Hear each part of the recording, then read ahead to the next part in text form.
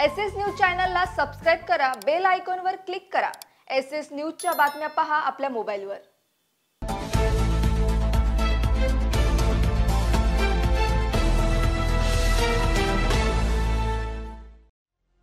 नमस्कार, मी Shilpa Baviskar. SS news मध्ये आपलं स्वागत आहे। चला तर मग जाणून घेऊयात आजच्या महत्त्वाच्या बातम्या।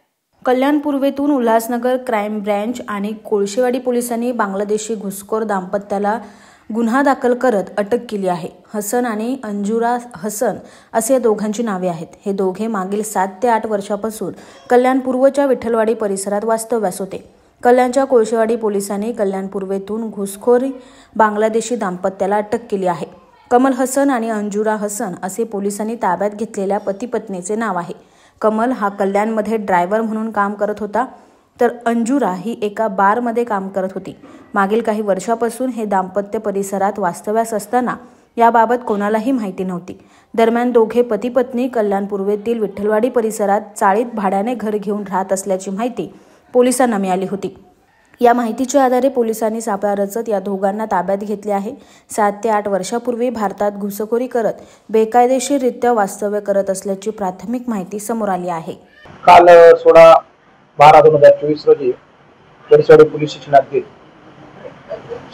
जुनी सोनिया कॉलनी चाळ नंबर 7 घर नंबर 5 या ठिकाणी महिला नामे अंजुरा मोहम्मद कमल हसन व तिचा पती मोहम्मद कमल हसन मोहम्मद हजरत अली असे दोघे जण हे बिना पासपोर्ट शिवाय आणि व्हिसा शिवाय भारतात वास्तव्य करताना मिळून आल्याने पोलीस कॉन्स्टेबल रामदास ज्ञानेश रुगले नेमणूक युनिट 4 उल्हासनगर यांनी दिलेल्या फिर्यादवरून परसवाडी पोलीस स्टेशन येथे CR नंबर 1172/2024 पासपोर्ट अधिनियम कलम 3-4 व विदेशी व्यक्ती अधिनियम कलम 13-14 गुन्हा नोंद करण्यात आलेला आहे। सगळ्या दोन्ही दाम्पत्यांना बांगलादेशी नागरिकांना ताब्यात घेण्यात आले असून त्यांना आज रोजी मान्य न्यायालयासमोर हजर करून पुढील तपास करीत आहोत।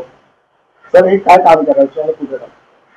हे त्या परिसरात काहीतरी ड्रायव्हिंगचं काम करत होता। कोणाच्या तरी गाडीवर तो मजुरीचं काम करत होता। त्याची पत्नी ती हाऊसवाईफ होती। आमचे 7 ते 8 वर्षापासून इथं राहत असल्याचे समजलेले। पुढे सखोल तपास चालू होते। काय कलम याच्यामध्ये भारतीय पासपोर्ट अधिनियम 1920 चे कलम 3-4 आणि विदेशी व्यक्ती अधिनियम कलम 13-14 कारवाई करीत आहोत। एसएस न्यूज चॅनलला सबस्क्राइब करा, बेल आयकॉनवर क्लिक करा। एसएस न्यूजच्या बातम्या पहा आपल्या मोबाईलवर।